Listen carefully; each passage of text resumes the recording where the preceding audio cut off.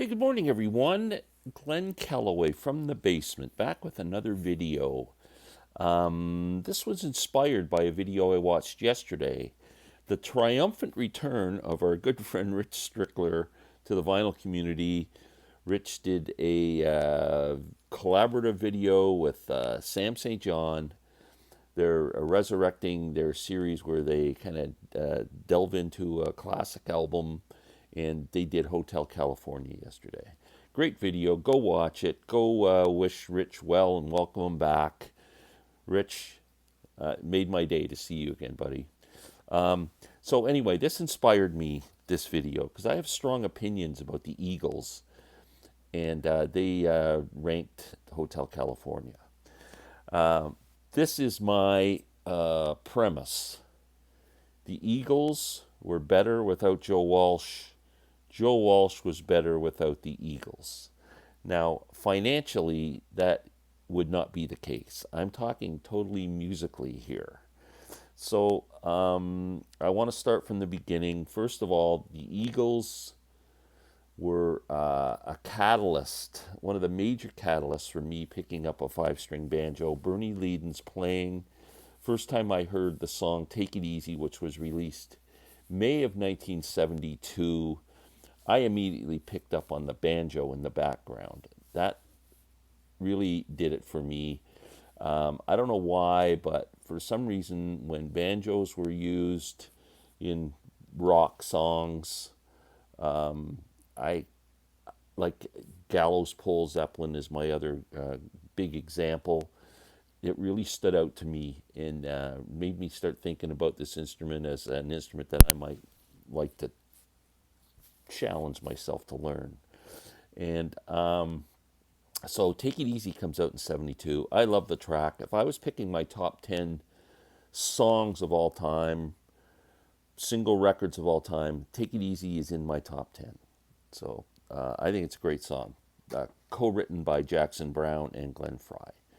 Anyway, at the same time, 72, even going back further than that, we've got Joe Walsh. So let's talk about Joe Walsh's career. 1969, Joe Walsh is in James Gang, and they release three fantastic records.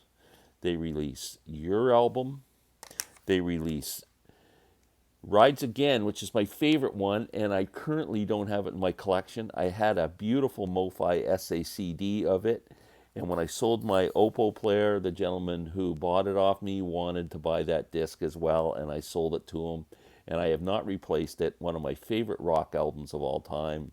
Shame on me, but one day I'm looking for it. And then following Rides Again, they put out Thirds. Now, this is the weakest of the three, but the first two are absolutely incredible, and this is still good. So that takes us 1969, 1970, 1971. Joe Walsh has put out three incredible records. Three incredible records. We move into 72. Like I said, the Eagles released Take It Easy as a single, and then release their debut album, Eagles. Take It Easy is the first track on here. Witchy Woman became a hit for them. This Train Leaves Here This Morning is a great song. Peaceful Easy Feeling's a huge hit for the Eagles. This is, might say, a pretty damn solid, good review. That's 1971. In 1972, the Eagles released my favorite Eagles album, and one of my favorite albums of all time, Desperado. This is a great frickin' record for me because, again, very bluegrassy. A lot of Bernie Leadon leads the way on this album. He is one guy that really, really inspired me. So this original Eagles lineup, I think, can't be beat. Great record. What can I say? That's 1972. At the same time in 1972, Joe Walsh releases what I think is his greatest record ever, Barnstorm. That comes out in 72. We got another great record. These are incredible records. The Eagles. Joe Walsh continue to amaze us. In 1973, The Eagles release On the Border, another fantastic record, and another one that has a great banjo-driven song in Midnight Flyer. But what else is on this album? Already Gone. Great opening track. Midnight Flyer. On the Border is a great song. Old 55, their cover of Tom Waits. Good Day in Hell, and another kind of a ballad, The Best of My Love. Another solid record from the Eagles. 1973, that is. 1974, I'm sorry, 1974, they release On the Border. And Joe Walsh releases So What, which is a really good album. And again, I don't have it right now. 1975, Joe's not doing much for some reason. Probably in discussions to join the Eagles. But they release One of These Nights. I love this album. Great, great record. The song One of These Nights was awesome. Journey to the Sorcerer is another kind of a wacky, far-out kind of banjo-y thing. Lion Eyes is on here. Take It to the Limit's on here. I mean, this is a pretty good record. And the swan song for Bernie Leadon. He's out because the Eagles are going to turn into a rock band, and Joe Walsh is going to join. Now, 1975, we get Hotel California. What can you say about this album? It's a huge hit. I mean, the song Hotel California is one of the classic songs of all time. I'm not dissing this album. Joe comes in on this album, but his contributions to this album are Pretty Maids All in a Row and a co-write on Life in the Fast Lane. I'm not even a fan of Life in the Fast Lane. I think it's one of the weakest tracks on the album, and the song kind of bugs me. But my point here is Don Felder's a pretty good frickin' guitar player.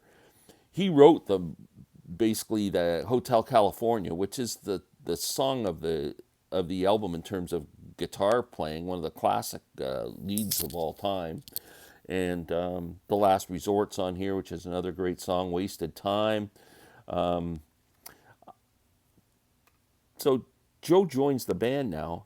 Joe's in, like, he's going to start making money, but he's a hired hand here, and he gets told what to do by Don Felder or by Don Henley and Glenn Frey. Trust me.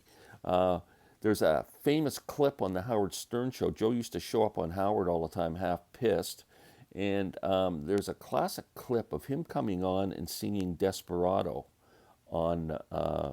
I get the feeling Howard it might have been on that little half-hour TV show that Howard had back in the day. I don't think it was on the radio show. Anyway, there's a classic clip of the next day Joe regretting that he sang it and calling in to the producer of the Howard Stern show, begging him not to play the song, begging him. And Howard and them, they used to play the clip as a joke and show, look at Joe begging us here not to play this song, because Don Henley was going to kick his ass. He played it again at first, I think, on the Ringo Starr All-Star Band tour that he was on, in the first one in 1989, and got told, stop it. I mean, just stupid. So, I mean, Joe's getting pushed around. You know what Joe Walsh's addition to that is that the Eagles, if you ever saw the Eagles live, they're boring. They play everything note for note as it is on the record. You might as well just go home and close your eyes and put a record on. It's the same thing, man. If you haven't seen the Eagles, you're not missing a damn thing. Joe Walsh came in and added a great live performance, but usually doing Joe Walsh songs, Rocky Mountain Way and stuff like that in the middle of the sets. That's where Joe shone. Joe doing his own stuff. That's where Joe's good. Joe lost himself when he joined the Eagles. I say that the first four, from the Eagles' debut to One of These Nights, is their classic period, the classic band, and those are their best albums. From 1975, 1976 on, we've got One of These Nights. Then we've got the long run, like in 1979, 3 years later, and the long run's not really that good. I don't care what you say. It's not that good. 2007, they released that abysmal Long Road Out of Eden. It's just horrid. Joe released absolutely nothing after he joined the Eagles worth except one album in 1978 he released, But Seriously Folks, which is, I think, a great album. The other one I forgot to mention when I was doing the thing was in 1973 when the Eagles released Desperado. Joe released this. I mean, all the great Joe Walsh albums are from 1969 with James Gang up until 1974, and So What? Plus the one album, But Seriously Folks, in 78. But it didn't look like the Eagles were doing anything then. I don't even know if they were touring then. 19 Joe's career after that, 1981, There Goes the Neighborhood. These albums are, I would say, 60% good, 40% filler. That's the problem with them. They're not all solid albums. There Goes the Neighborhood in 81, The Confessor in 85, Got Any Gum in 87, 1991 was Ordinary Average Guy, 1992 Songs for a Dying Planet, 2012 Analog Man. I mean, did he release albums? Yes. Were any of them even close to as good as anything he did from 1969 to 1974? I say no. So there's my premise. Joe Walsh was way better, but he's much richer with the Eagles.